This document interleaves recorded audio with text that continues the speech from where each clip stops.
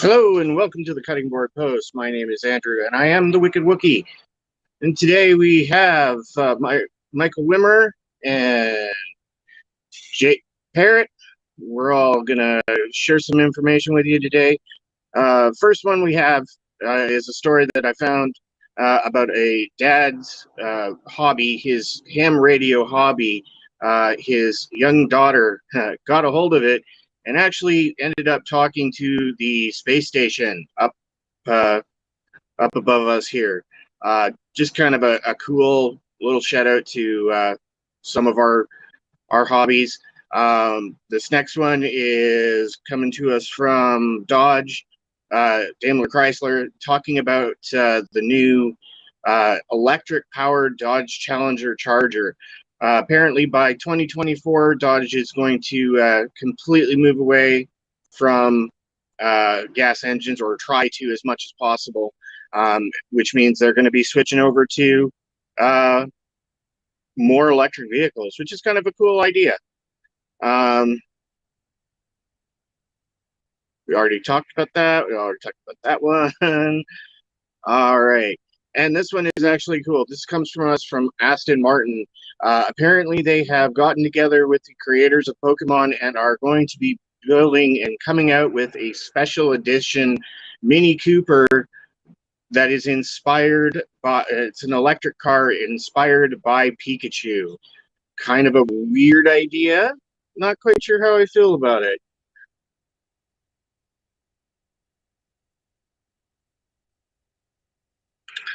This is a new article as well. Trumpeter is coming out with some new Transformer model kits, which I thought was really cool. They're going to be doing Soundwave and Ravage, and then they're also going to be doing a new Bumblebee. They're supposed to be coming out this fall. They may actually even be available from certain sites now. Just kind of a heads up to any of our Transformer fans out there. They do have some new kits coming. And this is a kind of a cool one. A local YouTube channel took on the challenge of creating a 1-to-1 scale replica of a Mercedes 4x4. It is a legitimate giant chunk of wood, but 1-to-1 scale replica of the for a G500 wagon 4x4. Kind of a cool one.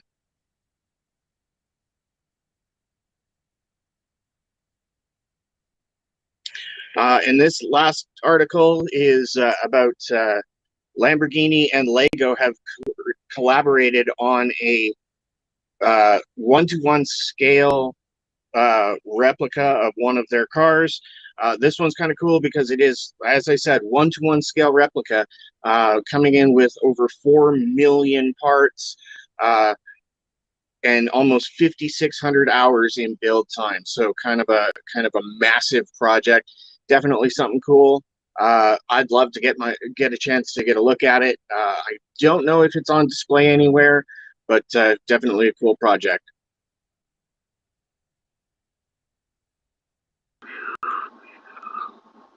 Sure. All right, guys, let's talk about those articles. What sounded exciting from that set of stuff? Uh, for me, that Bumblebee. I mean, come on. I was just talking about the other day with you guys about how big of a Bumblebee fan I am. So that was super huge to see that article. I was like, whoa! It's like that's cool. Super happy to read that. Yeah, Trumpeter puts out some good kits. And I'm excited to see what they bring to that line. Awesome. That's just me. Sweet. I found that article about the girl using her ham radio to talk to the space station pretty funny because I study ham radio and stuff because my friend's dad just kind of got me into radio and all that goofy stuff. So I thought that was pretty funny. Yeah, I was a little bit blown away because normally speaking, a ham radio would not have the power to transmit that far, but apparently this one does. So pretty cool. That's one hell of a radio. Yeah, That's one absolutely. hell of a antenna. Yep. So yeah, that was pretty cool. And then I thought it was pretty interesting that Dodge is making that big changeover, starting with their iconic classic cars. Moving those vehicles into that realm first is kind of that could be a tricky situation because usually they're higher price tag cars, and so now you're gonna have them also be an even higher price tag, I think, coming out for those cars on that aspect. So that's something to Yeah, think about with those electric vehicles that Dodge is coming out with them doing that. And then like, what are we going to get, a Scat Pack or a Hellcat package at all? Or is it just going to be a sound font that you can download? Who knows? You know what I mean? Other than that, well, I also kind of feel that with the electric car industry, um, I mean, it's come a long way, but I still think it has a long way to go as oh well. yeah, Um, a lot of the manufacturers, automotive manufacturers, and it doesn't really matter who you are, are starting to have lifetime issue with their battery packs. And for people that own electric cars, you know, you bought this car thinking you're going to have a 10 to 15 year lifespan on that battery pack, and it's turning out that they're getting 5-6 years, so they're getting not even half the lifespan they thought they were going to get. right. And that's becoming an issue for a lot of That is electric vehicles. that's a major issue for that department, for that setup. And what was it? I've been doing some digging on the whole electric vehicle thing, and come to find out, did you know the electric vehicle existed for almost 60 years before the combustion engine? Yep. So Yep. just thinking about that is we've already been down this road with electric vehicles before, and we decided that electric was a pairing system and not a full system. You know what I Yep. mean? And that's why we have the alternator generator attached to our motors, guys, is to create the electricity needed to create spark for the engine. And the gas, we can always create a new different type of gas. We don't need to use petroleum. We could create hydrogen gas that powers cars like some of the people here in America are doing. That they're not really getting a lot of play right now, but that's one option that I see moving forward is the hydrogen splitting hydrogen within a little jar, like what they're doing, and then they spray the hydrogen just like you spray gasoline, and because it's a split atom hydrogen, through electrolysis or something, electrolysis, and what it's doing is it's creating a hydrogen gas that bubbles up, and then the gas can condense into another jar, and then when you send that gas over into the ignition system reacts just like it's gasoline, and it doesn't burn dirty. It burns completely clean. There's no carbon emission from hydrogen, so therefore it's got a completely clean burn. That's Our something we can look into.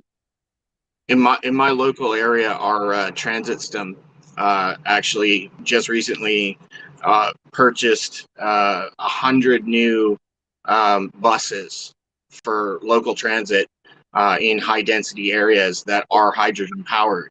Um, Cool. yeah, it was a big thing up here in British Columbia, Canada. Yeah. Big thing that BC Transit went in and purchased 100 of these vehicles. They're slowly being brought online, and older vehicles are being phased out of the fleet. So in big city areas, you're going to see hydrogen powered buses, and that's going to make a difference for carbon production due to the fact that you're taking some older diesel engines off the streets. So yeah, carbon Awesome. hydrogen vehicles are coming a long way, and they're getting better. Cool. All right, we're moving to the 10-minute marker of the show, so I want to go ahead and hurry up and let's do some sponsor shout-outs. I want to give a shout-out to the Model Rocketeer and the Wicked Wookie for being our Patreon sponsors. And Jake, take it away. All right. So we got some good news coming in for the middle of the month. We have an X model that's being re-released. It is YMP05 Hidalfier. This one comes from March of 2007. It is from Mobile Suit Gundam MS Igloo, and it is literally just a tank with arms. But the cool thing about it is it comes with a 105mm machine gun, one pair of deployable shovel arm parts, one pair of trigger hands, the mobile type torso, the Demazira Sonin, 4 ground crews, left holding hand, and much, much more. You even get some water slides. Now, the cool thing about this is you'll be able to order it from P Bandai, but afterwards you'll be able to pick it up in store because it'll have a retail release in February of 2023.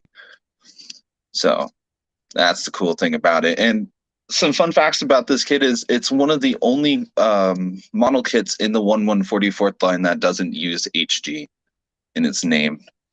And it's also one of the only 1144th Hidolfir units since the B Club resin kit. Oh, and another thing to note is the caterpillar treads don't move. So if that's something you're really interested in, I'm sorry.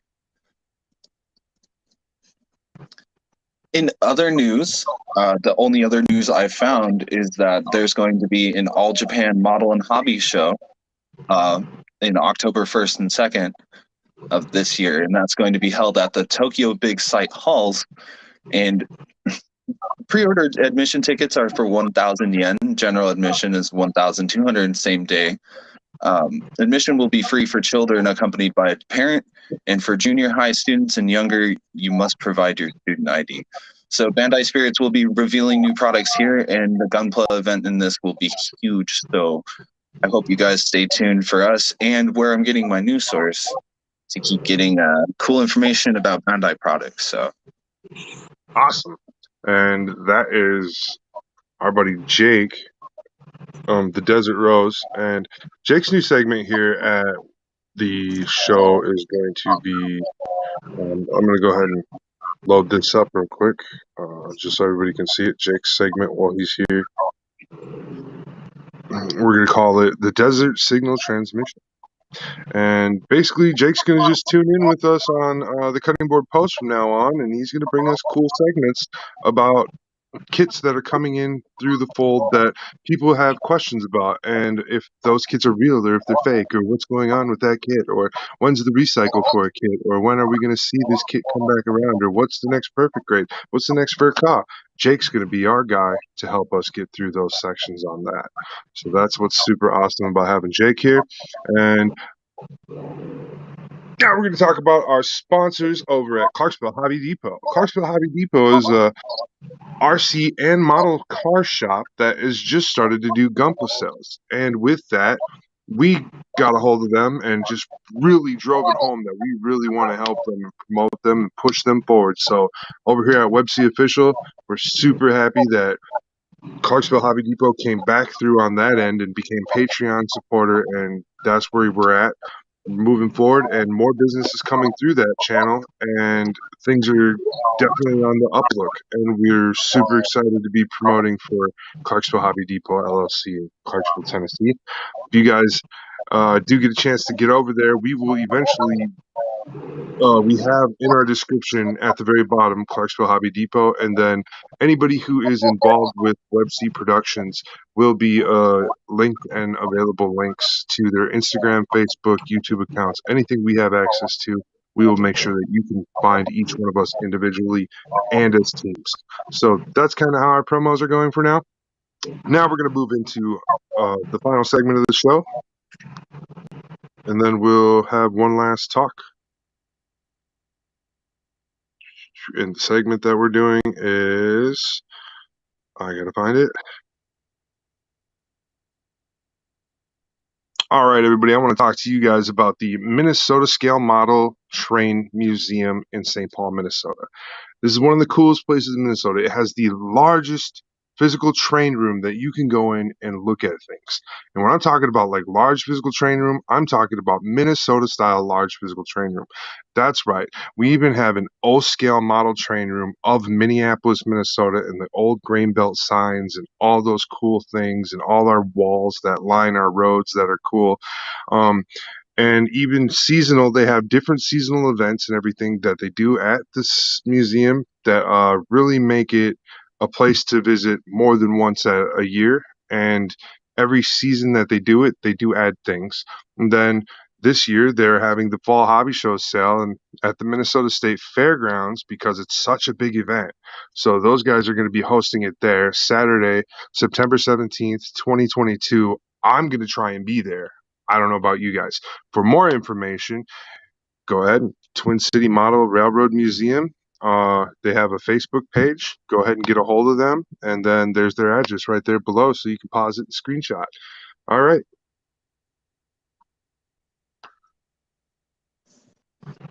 There we go.